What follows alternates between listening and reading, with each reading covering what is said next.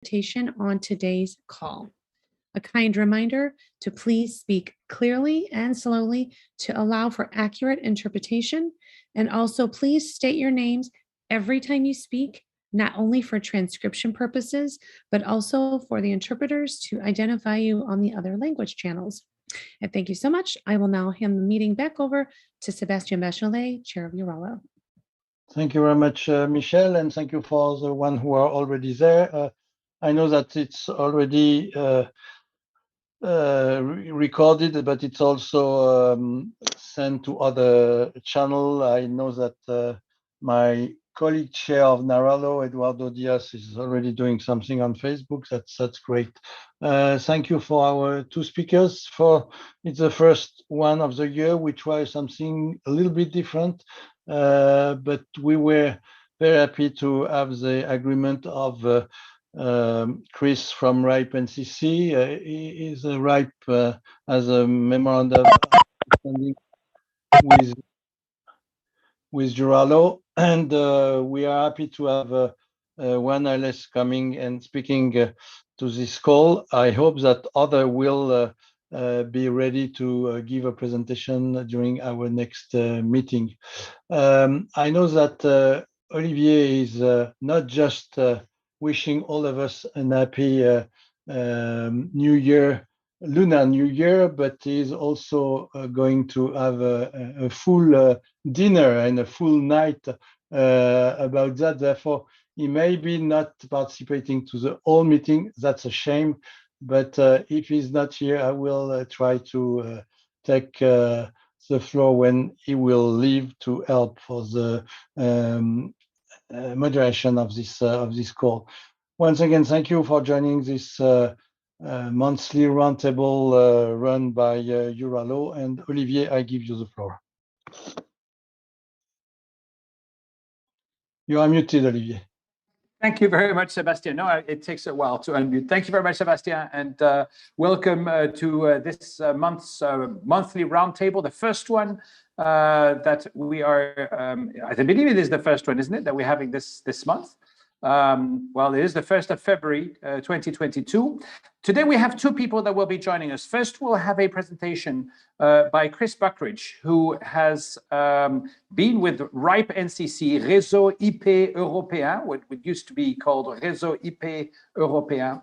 And that's the regional internet registry, the organization that distributes internet protocol addresses, IP addresses, those numbers that every computer needs to be able to connect to the internet. And the regional internet registry for Europe is RIPE. There are 5 regions in the world. RIPE is one of them, and they've done this job ever since the very beginnings of the internet. Chris is going to speak to us about what's happening at RIPE, the issues of global strategic engagement, and he has been pretty much steering part of RIPE strategy for a number of years. So do not feel shy to ask him any question about RIPE and about what's going on in Europe, and what's going on with regards to not just IP addressing, but pretty much internet governance in general. He has been representing RIPE at ICANN for quite some time, but also elsewhere in the following the whole internet governance fora, etc. And we also have to note that he is part of the Global Equal Multi-Stakeholder Band. Always important, and that certainly makes him a very worthwhile person to talk to right now. So that's one person. The second person is Frederic Taes, who is from ISOC Internet Society Belgium chapter, and he will be able to speak to us about the recent developments in again speaking about the laws on encryption and on the whole diversity mandate that the internet has, and of course he follows the whole parts of the motto, the internet is for everyone, and we'll have him afterwards. But let's first start with Chris.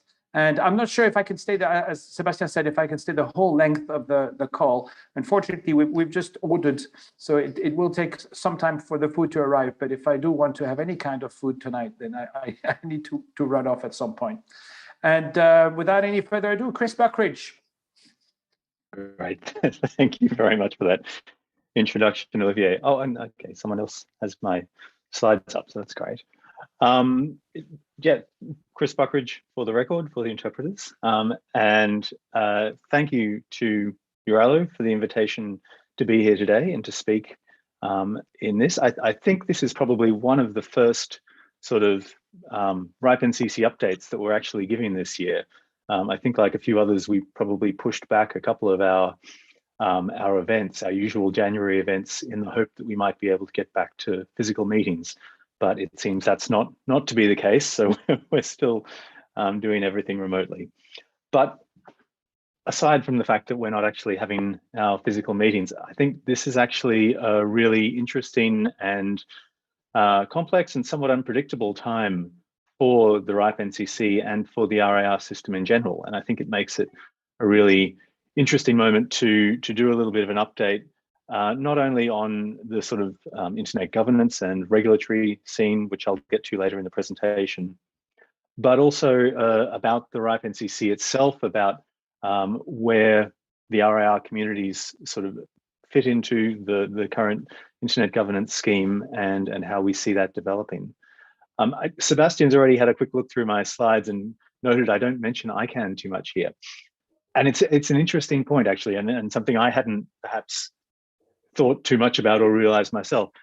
And I do think it's sort of at the outset here, there is a huge amount of value in the sort of cross-pollination and making sure that this communication and contact is happening between the RAR communities and the ICANN communities. I think that's a given.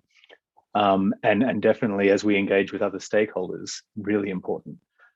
I do, though, note that I wonder if, and perhaps note that we don't see so much operational crossover as we once did. I think what we see now is a much less active role for the IANA functions, now that IPv4 has essentially exhausted from the global pool. The IPv6 and ASN pools are much less dynamic or sort of complicated to manage. So IANA is a very straightforward process from the numbers community side. So yeah, keeping that relationship alive and dynamic is definitely a challenge and something that we need to discuss and look at how that can work. But so I'm going to jump in here. If I can go to the second slide, please. The RIPE NCC actually is at quite an interesting moment right now, because in the second half of last year, we did a process to develop a 5-year strategy. So obviously this is not something we do every year, but it was something that looks ahead to the next 5 years, helps us to understand as the RIPE NCC where we fit into this internet ecosystem, and then to develop the more specific plans that would come on a yearly basis and develop over time. So if we can jump to the next slide again, please. So this was agreed to, well, it was presented to our last RIPE meeting, which took place in November. And we had some further input from the community. I think the board has now approved the final version in spirit, if not in the letter. I'm not sure if that's coming at a future meeting.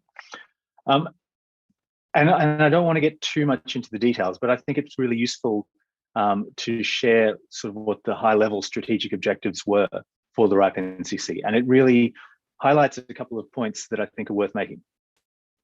Now, these, I think, are not necessarily in order of priority, but there's perhaps some priority. And I think it's notable that the top priority here for the RIPE NCC is to support an open, inclusive, and engaged RIPE community. It's a really important recognition that the legitimacy of the RIPE NCC comes from that community process, comes from the fact that we are guided and bound by community-developed policies rather than operating off our own bat or sort of at the behest of any other specific members or stakeholders. So then second, and as I say, there's no priority, but coming in second is operate a trusted, efficient, accurate, and resilient registry. And that's the role that we're probably most known for in many cases, running the regional internet registry of IP address resources. And running that registry to be trusted, efficient, accurate, and resilient is not quite the same task that it was in years gone past. And I'll get into that a little bit more deeply later in the presentation. Third is to enable our members and community to operate one secure, stable, and resilient global internet. That's a really key one in talking to ICANN and the ICANN community, I think, because that single global internet, maintaining that single global internet is a common cause, a common theme that runs through both RIPE community discussion and ICANN discussion. Fourth is maintain a stable organization with a robust governance structure. And this is something that's a challenge for all multi-stakeholder organizations these days. ICANN went through, obviously, a very big process a number of years back in relation to accountability around the IANA stewardship transition. That is an ongoing process. The RIPE NCC is also going through those kinds of processes. We've had a RIPE accountability task force recently. We're looking to strengthen our own accountability processes and reporting to our membership and community. So that's really important. And then fifth is attract engaged, competent, and diverse staff. That's a bit more of an internal goal, but I think also a very interesting one, particularly in this time of COVID, in this time of less ease of movement around the world. So that's worth looking at. I want to jump back into numbers 3 and 4. If I can go to the next slide, please. Because this strategy document, which there's a link on in the first page, and I'll share the link in the chat later on, is actually broken down into specific points. And there's a couple of interesting ones here under 3. One is coming back, well, a couple of them are coming back to different services. First one to do with RPKI. So that's a resource public key infrastructure, which is to do with securing internet resource registrations. Second is supporting the global naming system through operation of KRoot and DNS services. So that's something where there is obviously a lot of overlap with the ICANN community. And then sort of it goes into a few other points in terms of being a center of excellence for data measurements and tools, and supporting innovation and evolution through good of the internet initiatives. So those are also very important. Can we jump to the next slide, please? And so the fourth point here on maintaining a stable organization with a robust governance structure. One is to ensure the organization's stability and financial strength. And that's something I'm going to talk a little bit more about in a second, because again, it's not the same as it was a few years back. It has changed. And then point 2 there, which I think is really important, be resilient in the face of political, legislative, and regulatory changes. This is something that the ICANN community is very familiar with, and something that the RAR communities, not just the RIPE NCC, but others in their respective regions are also facing. And it's why I'll devote the second part of this presentation to digging a little more deeply there. Just the one other thing there I'd point is protect the joint internet number registry as developed by the internet community. This is really an RAR system where the 5 RARs work together very closely. And one of the things that the NRO Executive Council, which is made up of the 5 CEOs, is doing right now is actually a strategic retreat and strategic development, forward-looking project to do something similar to this, and to make sure that the RAR system itself is resilient, is strong, and is ready to face the challenges that are coming at us from various directions. If we can jump to the next slide. And I've done this a little bit backwards, because in the document, it talks about the factors that drive the strategy and then the strategy. I wanted to hold off on the factors here because I wanted to highlight, well, the points that you can see in the arrows and the colors here. It's quite a list of factors. We have a lot going on, a lot of different factors that are affecting how the RIPE NCC operates. But there are kind of 2 themes that I see emerging in a number of these. The first is politics and regulation. The first bullet there is political issues. It's talking about sanctions, it's talking about our ability to engage, it's talking about financial impact because of our work with the banks. We're seeing legislative and regulatory issues in the EU, how that affects us, the potential regulation regarding digital taxation, efforts to destabilize the RIPE NCC or the RAR system. So it coming at us in a range of different ways. The other key point is that our actual community, our membership, the RIPE community itself, which is the membership plus any other interested stakeholders, is also changing. It's also developing. We're seeing different incentives, different kinds of actors. We have IP address brokers now taking a very active role in policy development. That's actually changing the way that our community works, and it's making us look more closely at how is policy made. What are the sort of mitigations against potential capture or ensuring inclusivity and diversity in the RIPE community. And so we see a few different things there. We see in terms of factors, the effect of consolidation in terms of membership growth and income. We see development of market for internet number resources, divergence and conflicting interests of various groups in the membership and community, and then also the need to ensure diversity in that community. So if we can jump to the next slide, please. Thank you. Pulling back from the 5-year strategy to look at what's sort of our managing director, Hans-Peter Holland, has outlined for looking to 2022. The goals, obviously, maintaining an accurate registry, strengthening RPKI and the RIPE database infrastructure. So that's one to really take note of, because RPKI has the potential to be quite a bit of a game changer if there is large uptake in relation to internet number registrations. Security, risk management and compliance, and I'll talk a little bit more about that shortly. Effective outreach and engagement, and that's very clear in relation to public policy. And then supporting the RIR system and wider internet governance ecosystem while maintaining an effective, sustainable organization. So that's kind of where I wanted to set the scene, I guess. Now I want to just go into a couple of what we actually see happening in relation to the RIPE NCC. If we can jump to the next slide, please. This one I'm sharing just because it's an interesting trend we see. This is membership growth in the RIPE NCC. And so it sort of shows you the number of new LIRs, members to join per month. Predictably, as we got to IPv4 run out in 2019, we saw that growth really skyrocket. There were a lot of people getting in, becoming members of the RIPE NCC so that they could get their last /24 block of /22, sorry, of IPv4 address space. Still predictably, that fell off afterwards. We sort of saw a real drop in the number of new memberships that people were opening. Interesting, we've seen it start to grow again. And that's due to, well, we would hope to lots of people adopting IPv6 and getting IPv6 allocations. It's not that. And if you jump to the next slide, I'll show you here. What we are seeing is an increase in the number of transfers, the IPv4 transfer market. So to actually buy an IPv4 address block from someone else, you need to set up a RIPE NCC account. So the transfer of registration can be placed in the RIPE database.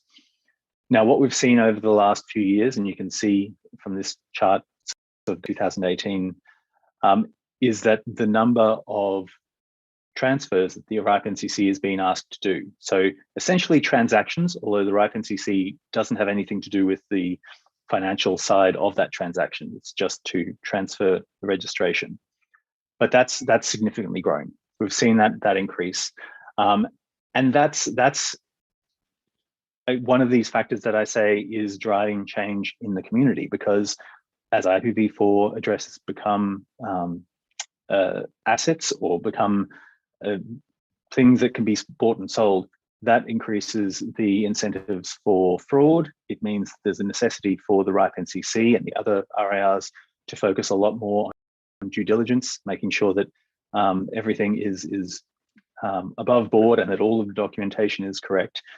Throw in issues of privacy and not being able to hang on to IDs for too long due to GDPR. The process of doing this has become much more intense. So that's something that we're working with, also looking at sort of automation abilities and how we can work that into our systems, but ensuring that we're actually doing this in a way that the community expects and trusts us to is a real challenge and takes a lot of work that we're currently looking at doing. Now, that's further complicated by, if we go to my next slide here, dealing with sanctions. So one of the real key challenges that the RIPE-NCC has faced over the last year, 2 years, has been the fact that we have had to comply with the EU sanctions regime. And so these are sanctions that the EU has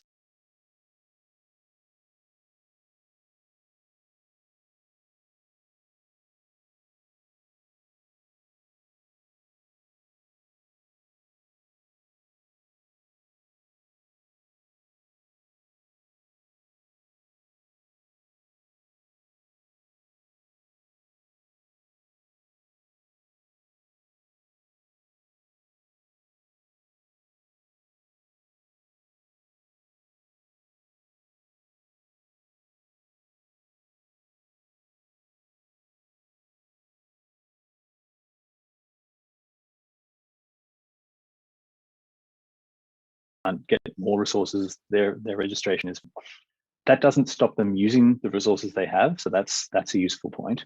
But it is really an existential challenge to the regional internet registry model, because we are a registry for a service region of 76 countries. And yet we have to comply with the sanctions regime of a single country. In this case, the Netherlands, which is where we're based, and the Netherlands is obliged to comply with EU sanctions regulations because they're in the EU. So we've been putting an awful lot of work into making sure that we're compliant here, making sure that we're monitoring membership against EU sanctions. That's something that we absolutely have to do. And we're trying to be obviously as transparent with our membership and our community as possible. We now have quarterly sanctions transparency reports, and there's a link there where you can find those. I think we've done 2 so far. Adding yet another layer of complication to this is the fact that while we're required to abide by EU sanctions, the banks that we deal with, including banks in the Netherlands, have an even higher level because they're also having to comply with OFAC sanctions, so the sanctions that are applied in the US. So that has meant that there's been a lot of discussion with our banks in terms of actually being able to continue doing business, because, and if you've seen the news, you might have seen a number of Dutch banks got into trouble relatively recently for not abiding by sanctions in the strictest sense. So now there is a real heightened sense of risk and compliance for financial institutions in the Netherlands. So this is all stuff that we're working through, we're dealing with. But the other point is, as I say, this poses a really significant challenge to the multi-stakeholder model of how we manage internet governance. So what might also be on our agenda, and what we're sort of working with some people to look at doing, is campaign, or at least some work to engage with the EU on how to refine those sanctions regimes to perhaps better reflect the special kind of role that an organization like the RIPE-NCC has, and hopefully allow it to operate in its multi-stakeholder model rather than be bound by sanctions in this way. So if we can keep moving forward here to the next slide, and I'll sort of segue here, and I know I've got 5 minutes left to speak, and maybe I might go a little bit over that. But yeah, segueing into the more general public policy space here.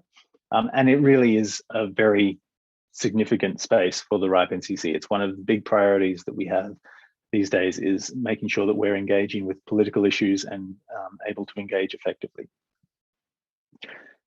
Now, we are based in the EU, so the EU is obviously quite a big focus of our attention.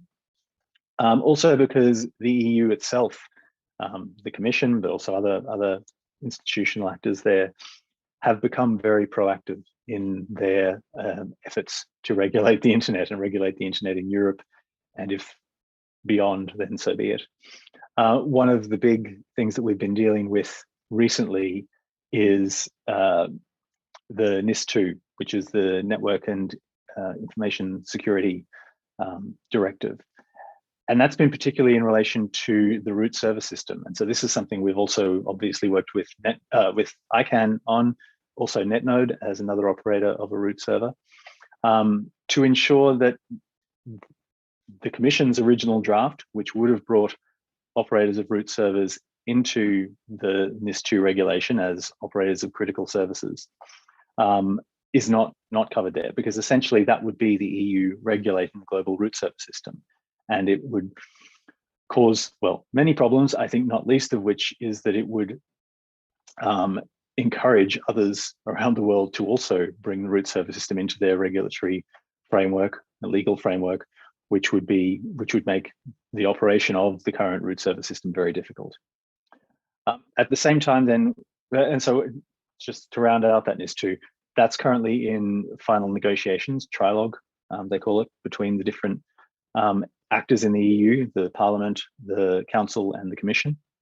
We're quite hopeful. We've found some receptive folks in particularly the Parliament and the Council on our arguments here, and they've both drafted alternatives that would remove the root server operators from scope. And so we're waiting to see what the result of that is, but we're quite hopeful. And that's been due to some really good work and cooperation, I think, across the technical community. And that's including working with ICANN, NetNode, as I said, but also others in the DNS community. There's been a lot else going on, and I'm not going to go too deeply into any of this. The Digital Services Act and Digital Markets Act as a package are doing a very significant and will have really significant impact on the internet industry and communities. Data Governance Act is obviously something we're paying close attention to.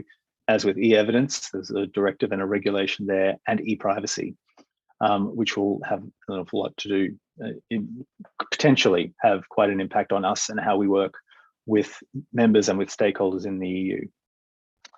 Additionally, and I won't go into it too much, DNS for EU has been a really big point of conversation in the last few weeks. And so this is the European Commission's proposal, and they've now opened for bids to establish a European-based public DNS resolver. There's a lot of open questions about that. It raises a lot of questions about the role of government, about the DNS system and the ecosystem around it. We actually did a webinar yesterday, which I'll post the link in the chat to the recording, but we had about 150 people and some really good discussion about that.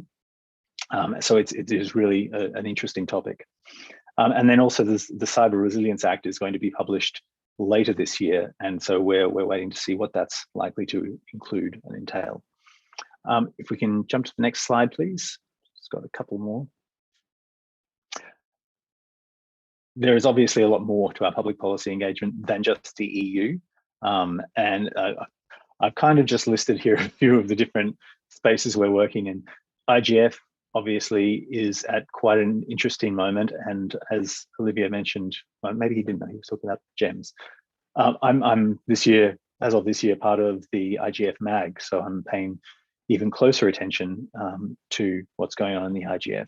But we are sort of looking at that developing, particularly in the coming few years, leading up to the WSIS Plus 20 in 2025.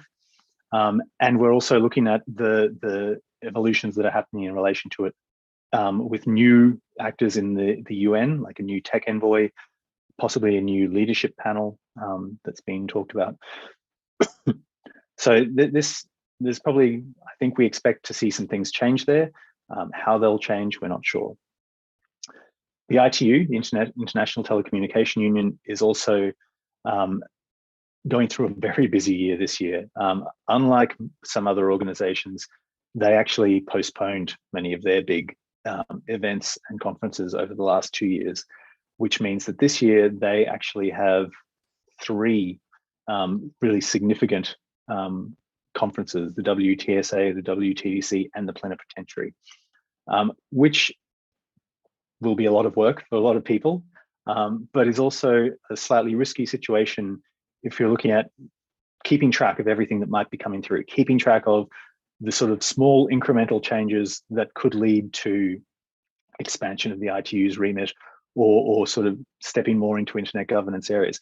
And that's how the ITU works, through those sort of small incremental changes.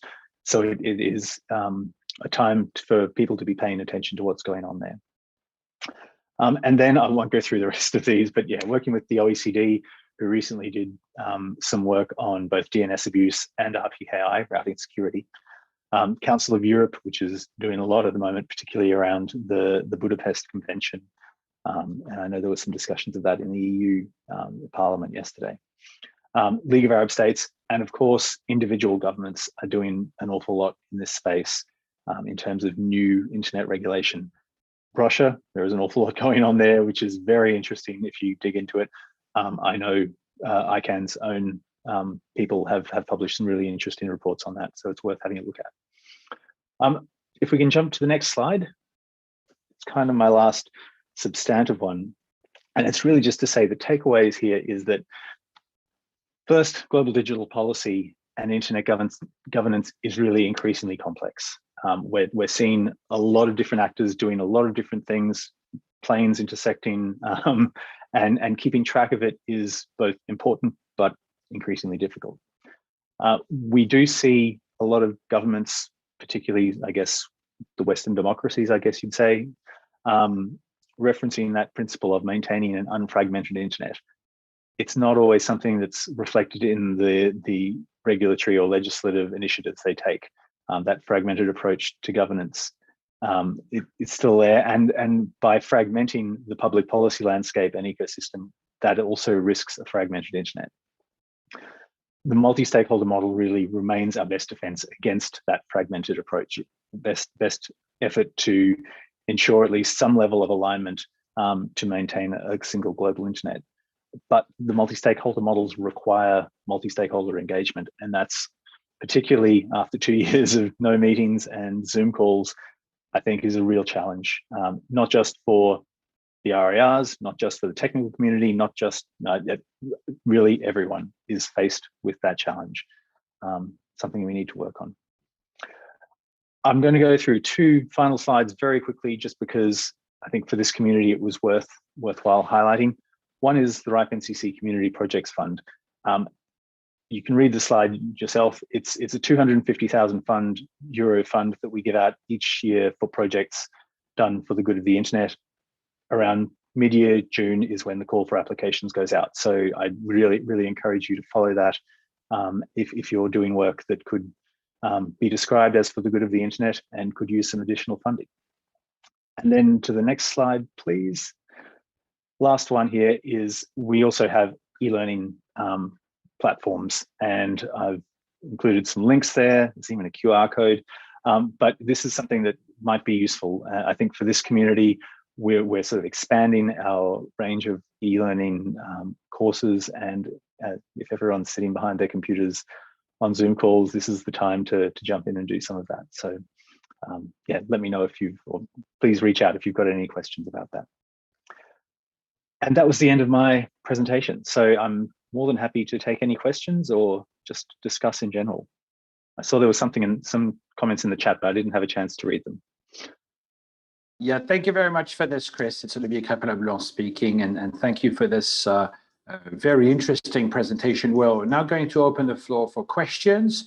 But in the meantime, while people gather their thoughts, because you've included a lot of things in your presentation, I should, and I didn't say it at the beginning, but RIPE has an MOU, a Memorandum of Understanding for collaboration with the EURALO, and we're particularly happy about this. We have had some instances of EURALO members going to RIPE meetings in the past, but this is the first time I think that we actually invite someone from RIPE to come to our virtual home.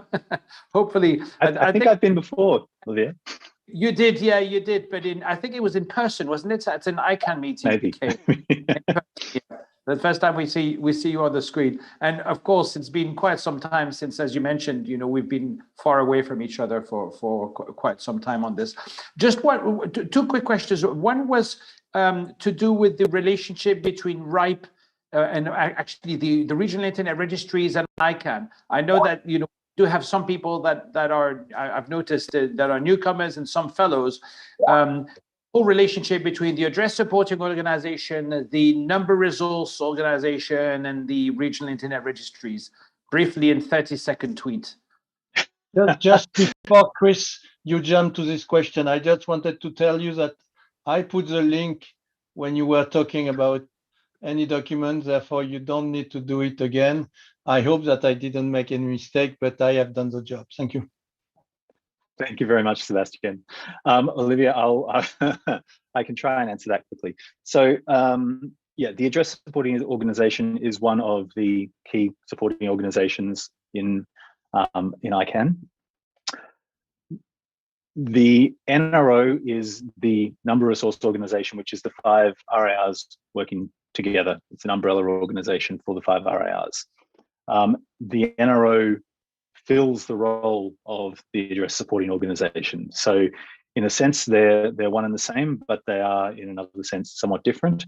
The 5 heads of the RAR registries, the CEOs, are the ASO, I think just called the ASO, but they're the NROEC.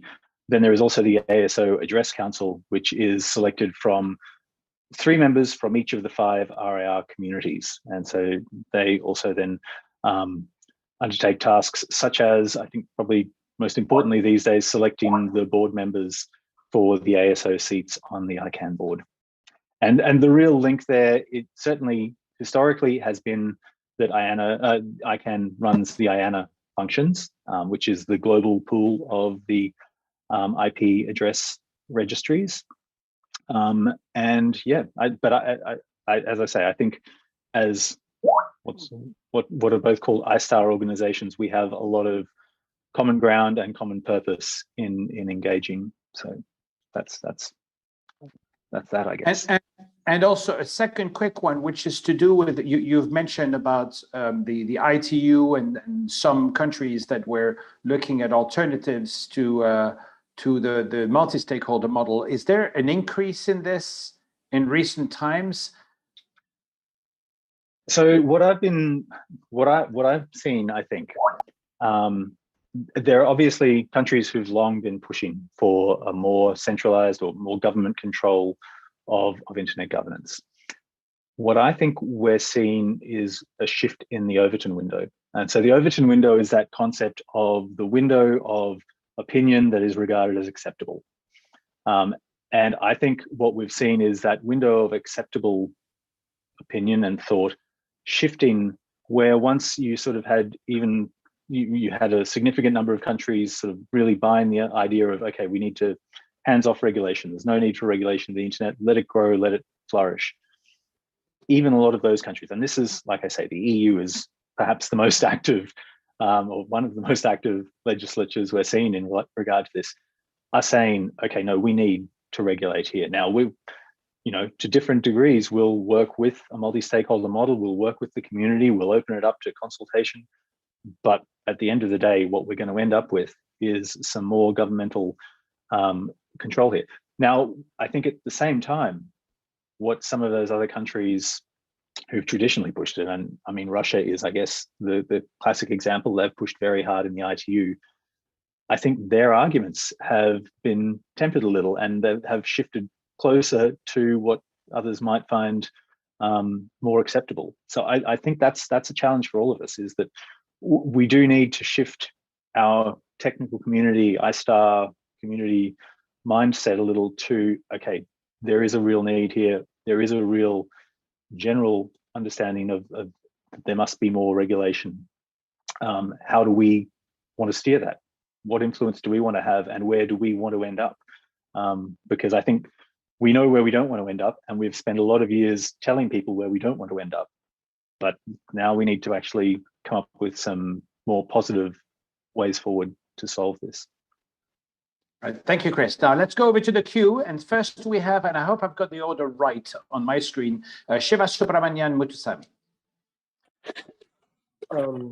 Chris, you were mentioning that the proposal to include root servers is contested, and that EU is receptive to that, and also that ICANN is, or the internet community is is emphasizing that root servers should be out of the scope of legislation, especially the NIS2 directive. And likewise, if the DNS for EU proposal takes shape, and if it is to be operated by the multi-stakeholder community, which is probably the best way forward,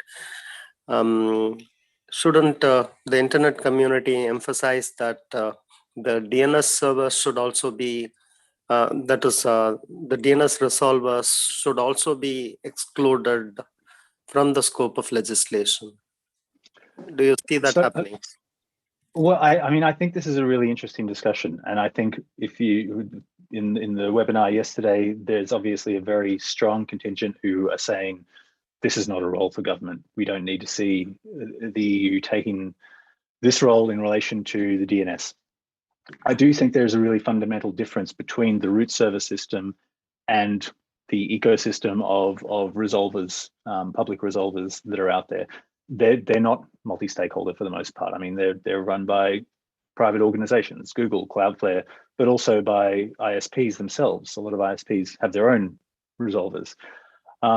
So, you know, if it all comes down to where is this going? Because I think if the EU, the European Commission, wants to fund a new public resolver that abides by very specific rules, then so be it.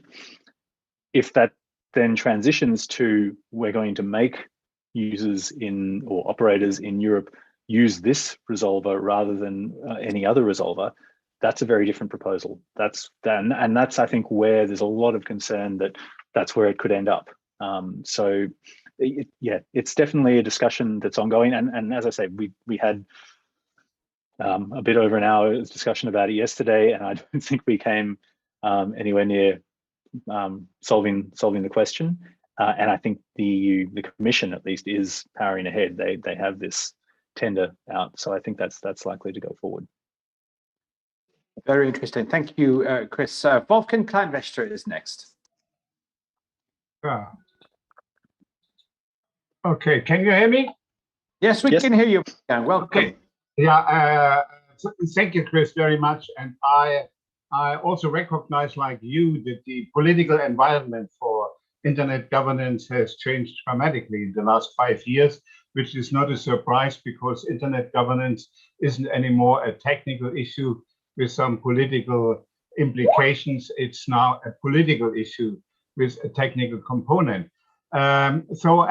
The Göran from ICANN tries to escape from this phenomenon to get pulled into the geostrategic conflicts by introducing the language of technical internet governance, so that he understands it obviously as a layered system, and said we have the ground layer, which is very neutral, just technical issues, and on the higher layer we have the political issues. So we had this discussion for many years, and so I'm interested in your opinion. How do you see the interlinkage between TIC, the technical internet governance, and what I have called the PIC, the political internet governance? So what would be the right things that are different shoes? I think this is clear, but they are interlinked. And a very final question.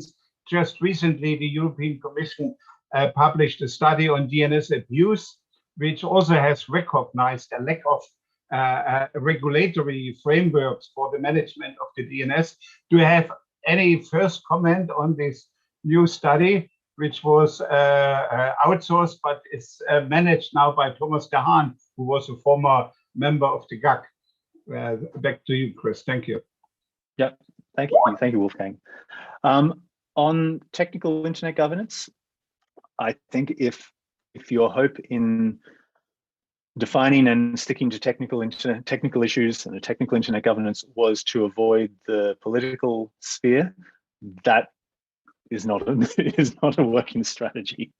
I think things like DNS for EU, things like the new IP discussion, show that politics is coming at the technical layer as well. The standardization, the G7 commitment on standardization of last year. I think we're seeing political actors getting much more engaged when it comes to political to technical issues, which is I think is a change from a few years back, where the political issues or the really sort of hot governance issues were in relation to content or relation to activities online, and we could sort of say, deal with that, leave the underlying infrastructure and underlying architecture alone.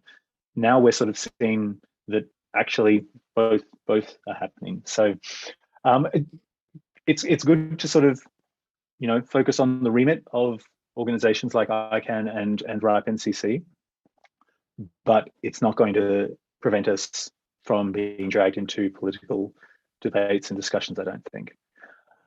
In relation to the DNS abuse paper, I haven't had a chance to read it yet. It came out yesterday and we didn't get any advanced copies, and it's quite lengthy. Yeah, so I don't really have any comments there. What I would note is that it's interesting that this is almost parallel work coming out of the OECD. I think it's not declassified yet, but it's certainly in the final stages of drafting and approval. The OECD is another paper on DNS abuse. So it's interesting to see, multiple venues and multiple organizations churning this stuff out. And that I guess comes from a lot of interest in the ICANN community and the GAC there. But yeah, keeping up with it all is going to be a challenge. Thank you, Chris. It's Olivier Crépin-Leblond speaking. Unfortunately, I do have to drop off. There is an expression in English which says your dinner is in the dog, and it might well be that my dinner is now in the tiger, since it's the Chinese year of the tiger. But I'll hand the floor over to Sebastian. We'll continue, and I think that Sebastian wants to also ask some question on this. Over to you, Sebastian, and thank you. And apologies for having to drop off. Thank you, Olivier, and have a good dinner. And on our behalf, please eat a little bit more than usual, please. Thank you very much. Yes, Chris, I have a question for you. How RIPE NCC deal with EU presidency in general, and maybe if you have something specific from the current one, who is from France, is it differences or not? And yeah, that's my question. Thank you, Chris. Yeah, thanks, Sebastian. We absolutely pay attention to this, and we've tried to engage a little bit with some French government stakeholders, although not really at the sort of presidency level at this point. I think what we do see when any of the sort of the big EU states take the presidency is they come in raring to go. I mean, I know the French have been sort of laying groundwork for this presidency for the last 2 years with like consultations and work and setting things up. So I think they come in with a lot of momentum and drive to actually push through legislation, get things done. I think that's going to mean NIS2 will be pushed through regardless. I know they're very keen to get e-evidence sorted out, which, as I say, runs into some issues with Budapest Convention and its second additional protocol in terms of evidence sharing. But yeah, it's something. It's a period in which we're definitely paying very close attention and trying to keep up with and engage with members of the Parliament and the Commission and others as much as possible. Thank you very much, Chris. You know, I know that you have a member in France, but you know that you have other friends here, and if you need some help with the discussion with the government, I am sure that both AFNIC, the French .fr registry, and the chapter of Internet Society France could help. Thank you very much. Thank you very much. Chris, if you can stay with us, will be great, because maybe at the end some people will say, "Oh, I forgot to ask one question." But Sure. Anyhow, thank you very much for your presentation. I am sure that it was very interesting and very useful. Great. And now I will give the floor to Frederic, and I am sure that it will be another type of presentation, but also very useful. Frederic, the floor is yours. Thank you. Frederic Taes speaking. Thank you very much, Sebastian. Thank you also for Chris. By the way, a small comment. I'm working regularly with Nick Irka, a community manager at Internet Society, and he has worked about 20 years for RIPE and CC. It's really good to have this presentation today. And indeed, we are a big family with ICANN at large. And today, the topic I would like to present, and if you can show the slides, maybe, it's about DNS abuse. I don't know if you show the slides, someone, or if I share my screen. I don't know what you're preferring. Frederic, I'm going to promote you to co-host. If you could please share your screen. Thank you. Yes, okay. Okay, I can you. do that. I will just try if it's the right screen or whatever. Okay, so I make just small here. I'll share screen.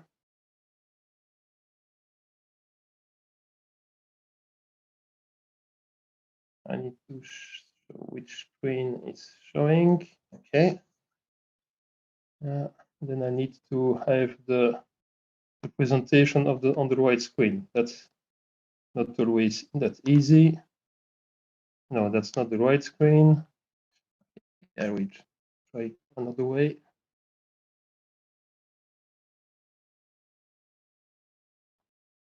Just a moment.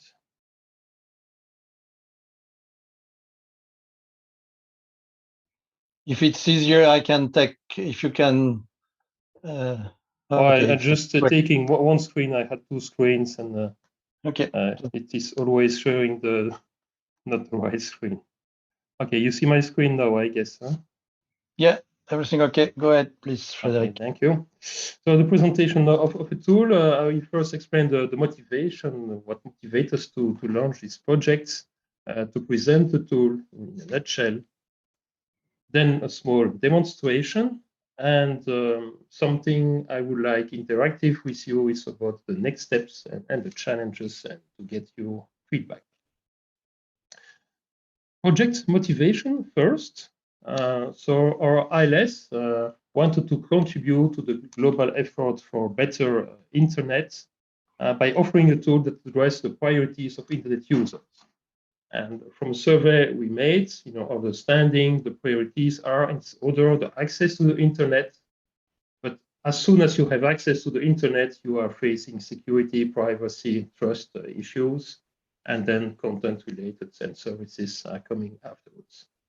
And our chapter on ILS is rejuvenated since a couple of years now. We participate to ICANN 70, invited by you, Sébastien. And it was really a source of inspiration for us. I don't say that to just as a glamour or whatever, but no, that's really the case. And what we learned, one of the key topics was about DNS abuse.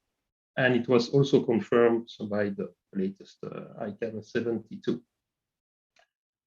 Just to remind what DNS abuse means, and with a definition, basically it's how to address malicious use of domain names, broadly referred to as domain name systems abuse. It's really the topic of the greatest interest and discussion I would like to take today.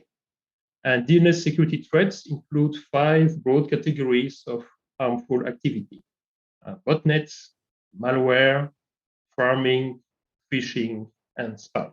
I will not go into the details to explain what it is, but you have more information on ICANN.org DNS abuse. The contribution of IS Trust is a complementary approach to what exists already today, really with a focus on the end user and tackle DNS abuse from an end user perspective.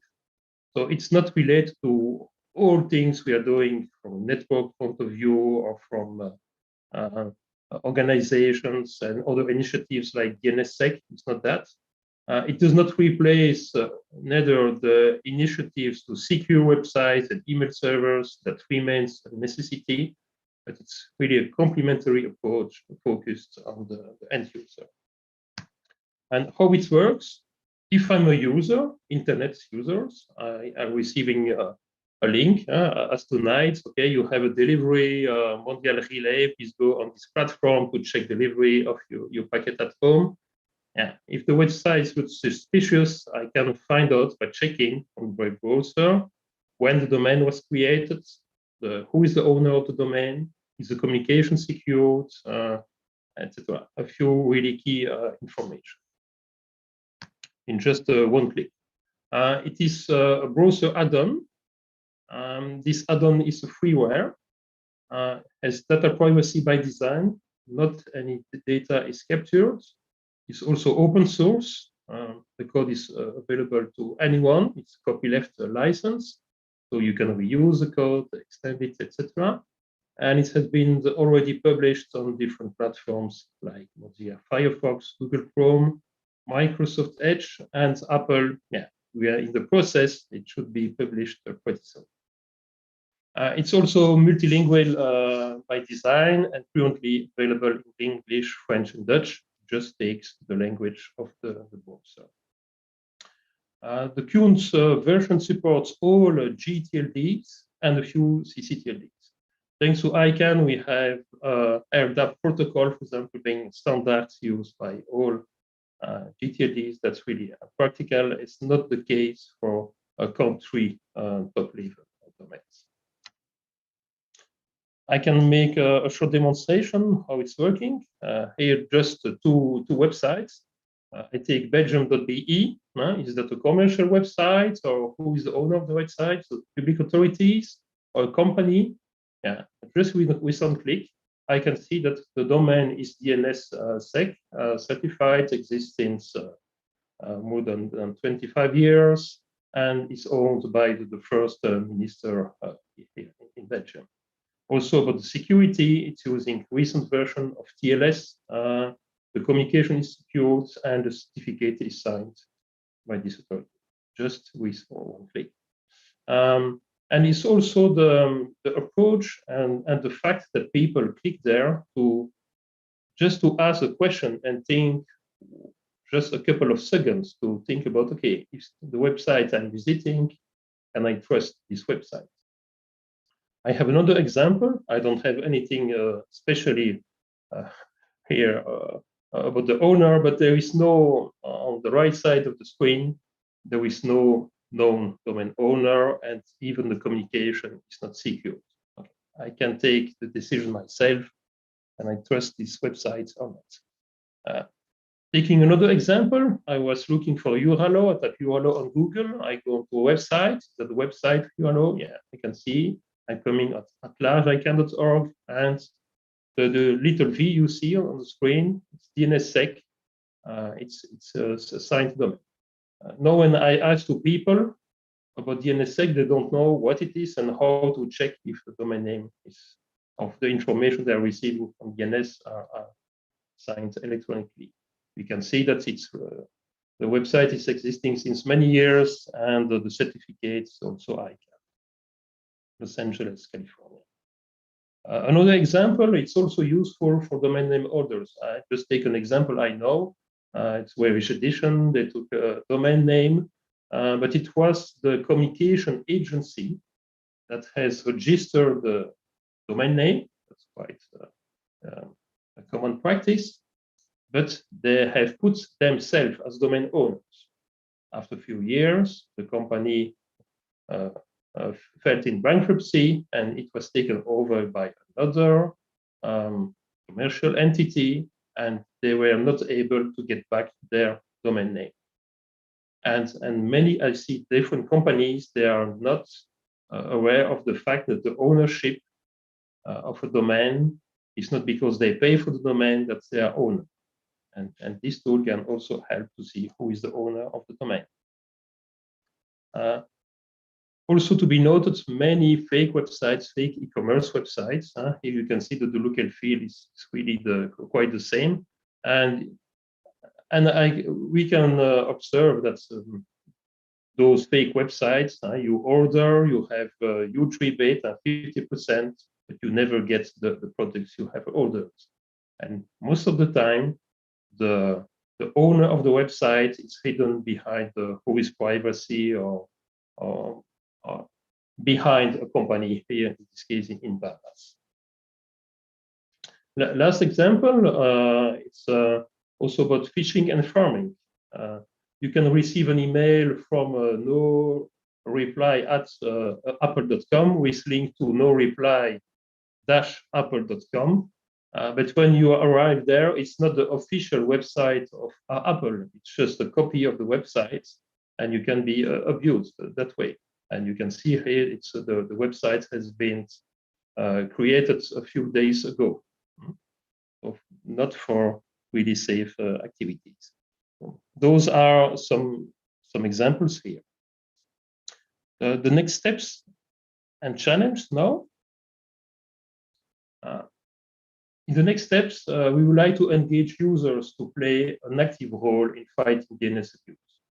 For example, by using this tool, ISTrust, and not only counts on all the companies, organizations like I can do it. Also, users need to have to play an active role. For the tool here, we would like to have more CCTLDs onboarded. For example, France, I'm looking for contacts, by the way. A third objective also to make it more efficient is to convince companies that sharing internet domain identity can only build trust.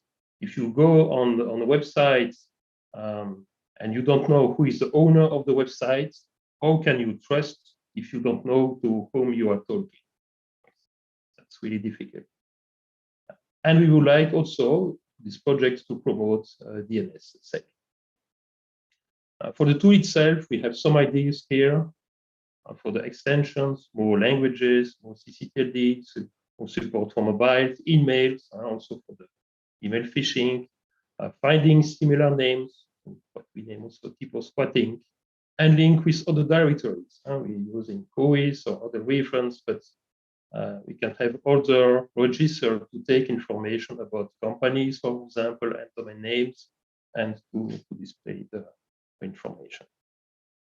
It's really that in a nutshell. I would like to invite you to go on istrust.org to install the plugins and to give your feedback. And already know, fair questions, fair feedback is always welcome.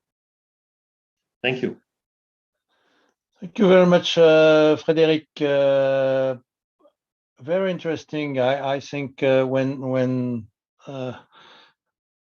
first, because it's done by little structure, sorry, little better structure in a country who is member of EURALO, and it's interesting that some of the discussion we had in ICANN made this idea to flourish. Now I would like to open this discussion for questions. If there is no yet, maybe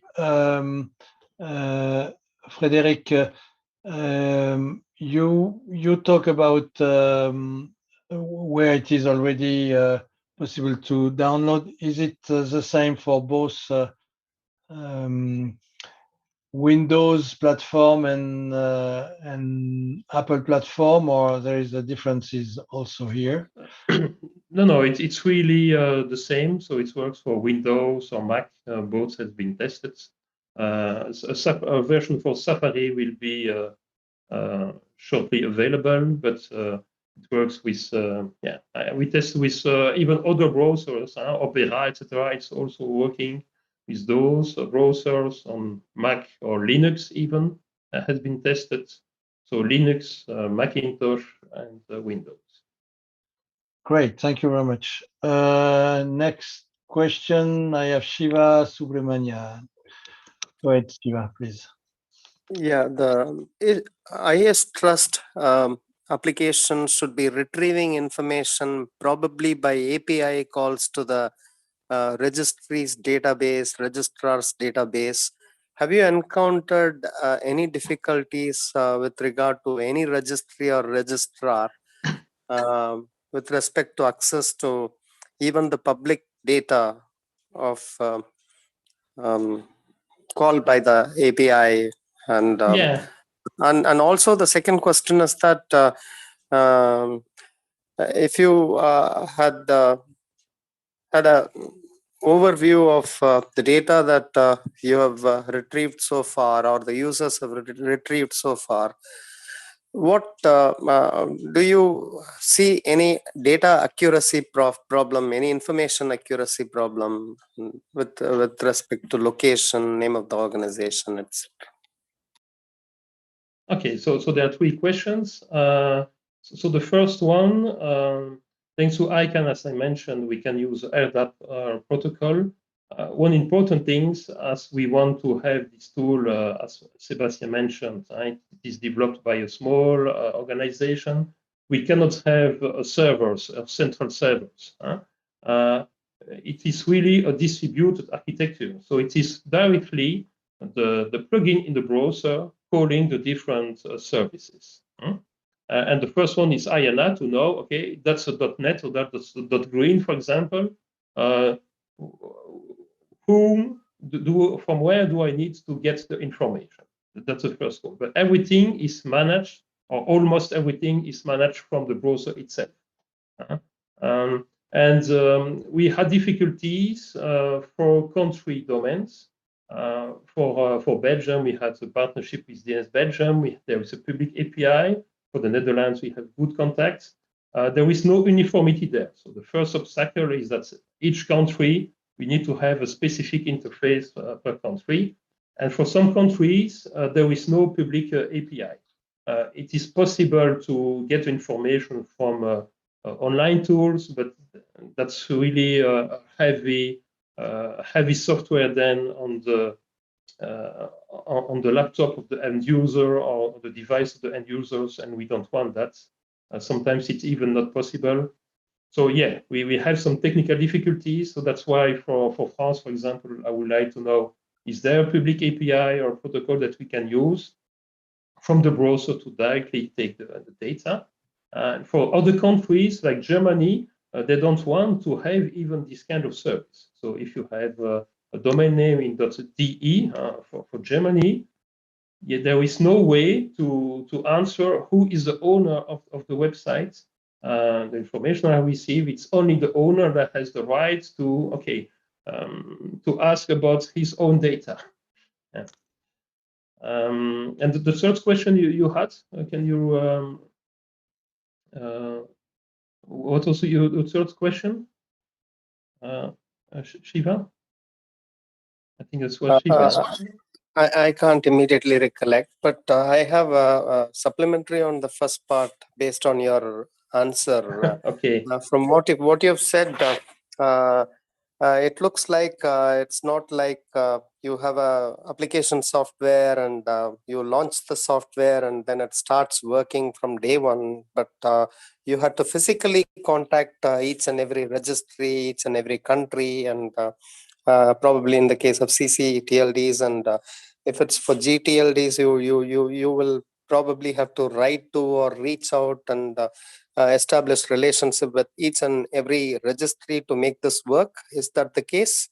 No, it's not the case. For GTLDs, 100% is already covered thanks to ICANN, because it is an obligation, a duty to have LDAP available and is standard protocol, and we are just using publicly available capability. So for the GTLDs, 100% is covered, but for the CCTLDs, so for the country top-level domains, each country can decide and offer or not the service and has different kind of protocols. Thank you, Frederic, for your answer. We have a few questions in the chat. I will try to retrieve them and to tell you. We have one from Nabel nowadays we are getting hoax messages by WhatsApp as well, not anymore phishing site only. How can we do to protect the internet end user? I'm not sure that it's a question for you, but if you have any idea. Yeah, but of course. So as I mentioned, more for the mobile and more for the other kind of phishings. Yeah, that's something we would like to develop and also integrate it with other tools. It can be Gmail, WhatsApp, or whatever. Yeah, it's not covered today, but yeah, it's a possible extension. Maybe in the future. Okay, great. We have a question, and I will ask them more generally. Some people in here have try to use it with Google, but she was not authorized to do so. I have done the same few days ago, and I didn't try again today. But with Chrome, or she is using Brave Chrome. I don't know which one I am using, but I got the same type of trouble. Do you have any idea what it's happening and how we can solve that? But you can reach me and can see what's the case. Is it on a company computer or your personal computer? I don't know for Avery, but I guess it's a personal computer. Okay, because in some companies, it's possible, of course, to block the installation of add-ons or to have some security restrictions put in the configuration of the device that does not allow to install software or to do several things. But, yeah, I was not informed, but the Brave variant, maybe it's to be tested, but normally it has been tested with different Chrome, and there was no issue. But you can reach me or istrust@isoc.be or through istrust.org. You can contact us, and we will answer to your issue. There is a link to GitHub to report a bug. So all this is organized. You go on istrust.org, and there is a link to report bugs or issues. Thank you, Frederic. And the last question for the moment in the chat, is it available as a plugin only format, or the web version of the tool could also be used to check the domain name? But it's only a browser extension today. If we have a web version, it means that we need a server and we need to have the appropriate funding for the server, etc. And that's we wanted to avoid for different reasons, the cost, but also data privacy. Right? It's really something important. I think it was one of the questions about the statistics. When you are using this tool, we don't know which websites you visited. It's only between you and the different websites and the different lookup systems or whois or whatever, but the tool itself doesn't capture any personal information about website visited. If it's a public web service, it would be different, and then we need to take other measures to safeguard the data protection and privacy of visitors. It was one of the issues with Web of Trust. It was the name what? It was a service, also a community, etc. But afterwards, they took all data to resell that to companies. Okay, those visitors, those are the websites they are visiting, and if they visit these websites, also these websites, etc., they sold the data.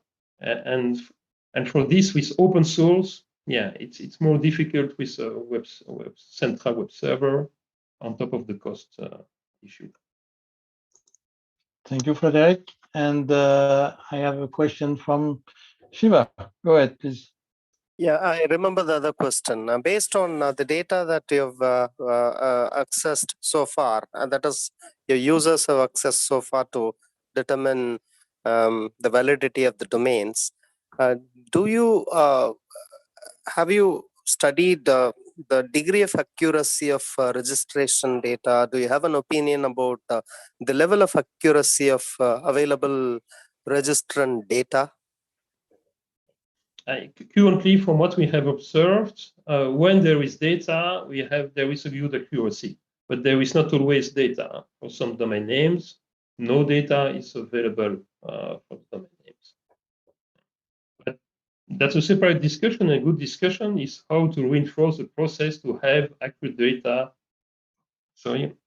and to control the data available in the different directories. And so that's why we are also thinking about other directories like the public search I mentioned. It's the repositories only for companies. You have also paid service like Dump and Bradstreet and things name, but that's paid service. But that's a principle. We could interface with other source of information and to collect together everything together. We have already two main sources of information here, the domain names, but also the certificates. And we want to illustrate also with the certificates, there are two types of certificates. Just the communication is secured, or also you have a certificate with a name attached to this certificate. And most internet users do not make the difference between the two. They just see, okay, it's HTTPS, okay, it's secured. But there is a difference. You can have a self-signed certificate or signed by a third party. That we want also to illustrate with this first. Thank you very much. Thank you all for your question. Any last question? And if so, may I open also the floor for question back to Chris, if you want. Yeah, I have also a call to volunteer to question myself. So if you have any issue, please contact me. If you want to make it translated in another language, Spanish or whatever, do not hesitate. To enrich the tool. It's really a community effort. It's a publicly available tool and tool for and by the community. Thank you very much, Frederic, and I hope that people here hear that it's open to help to develop the tool. Any other question?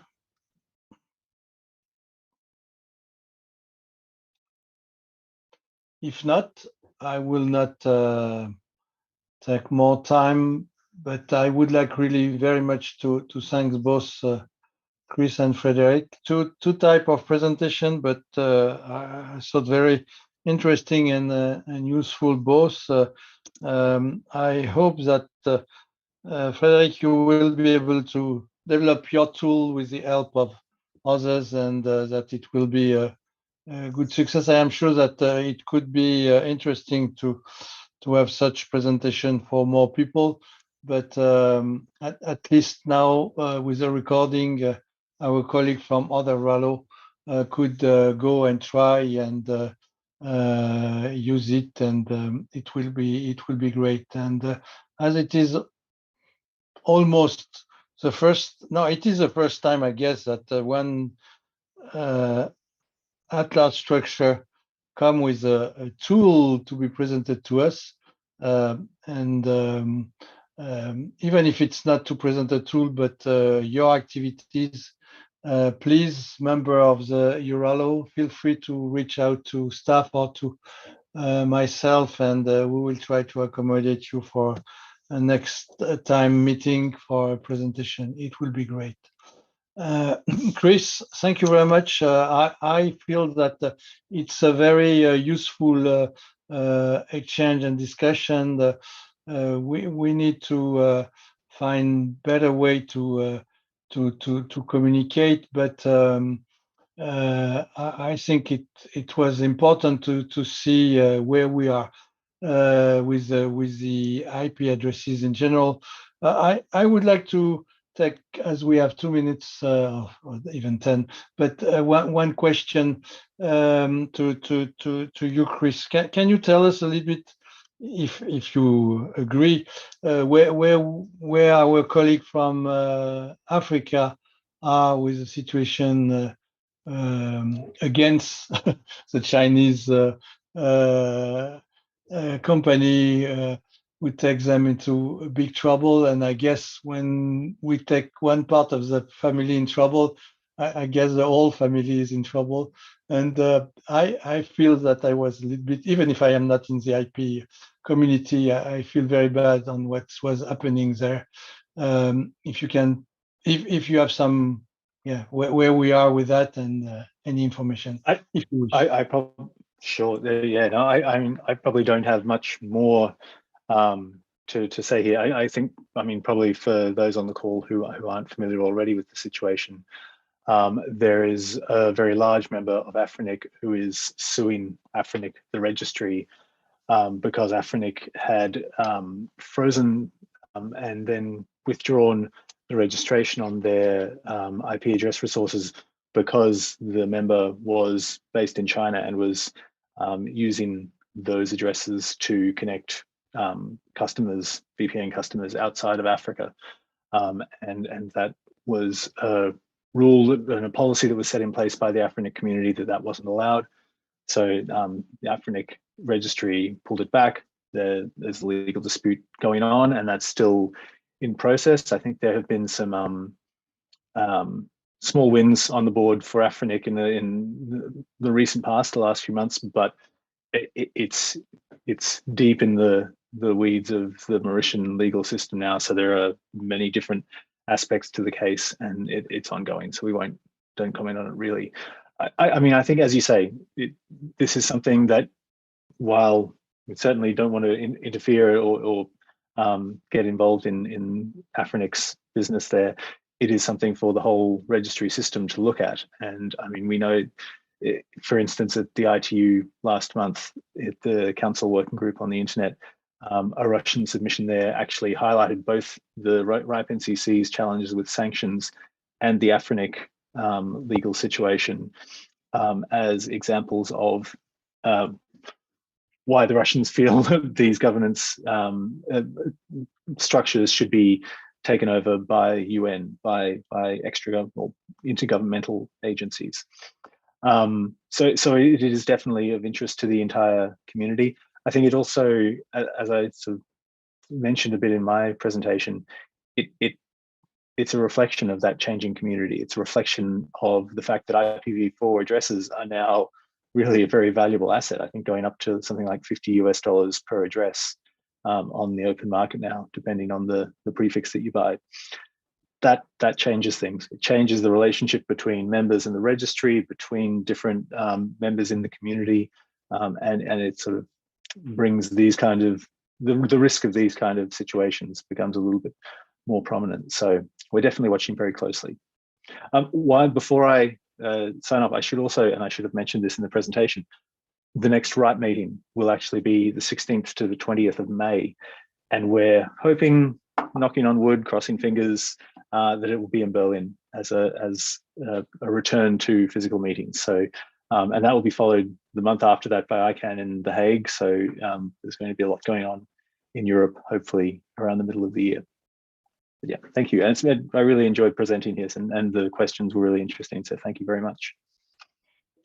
Thank you, Chris. I feel that the MOU signed by Olivier and the CEO at that time of RIPE NCC was a good move, and now we have to put it at work. And I think this type of meeting is one way to do it. And I appreciate that you put the link to your training or e-learning site, because it's something that could be very useful for our members too, and therefore it's great.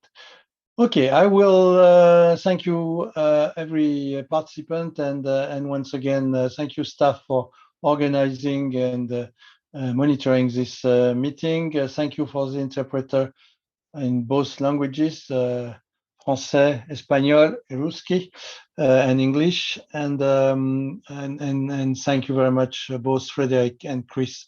Well done, and talk to you soon, and hopefully in Berlin with Chris will be great. Thank you very much. Have a good evening, all. Take care. Bye-bye. Thanks very much. Bye-bye. Thank you, everyone. Thank you, everyone. Thank you for joining. Meeting adjourned. Thanks, everyone. Bye-bye. Bye-bye. Recording stopped.